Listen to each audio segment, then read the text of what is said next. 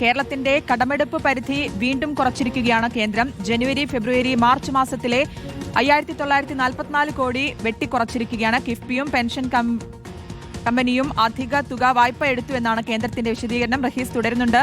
റഹീസ്, സംസ്ഥാനത്തിനെ വീണ്ടും വരിഞ്ഞു മുറുക്കുന്ന തീരുമാനം എന്ന് തന്നെ കാണാം അല്ലേ?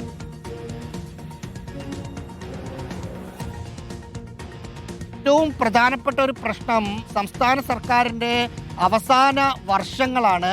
ഒപ്പം സാമ്പത്തിക വർഷം അവസാനിക്കുകയാണ്. സ്വാഭാവികമായും വലിയ പണച്ചെലവ് വരുന്ന മാസങ്ങളാണ് ജനുവരിയും ഫെബ്രുവരിയും മാർച്ചും. പ്രത്യേകിച്ച് ബജറ്റ് അവതരിപ്പിക്കാനിരിക്കുകയാണ്. ഫെബ്രുവരിയിൽ ഇടക്കാല ബജറ്റ് ഉണ്ടാകും. അപ്പോൾ ചില പ്രഖ്യാപനങ്ങളൊക്കെ പ്രഖ്യാപിച്ച് നടപ്പിലാക്കി തുടങ്ങാൻ സർക്കാർ ആഗ്രഹിക്കുന്നുണ്ട്.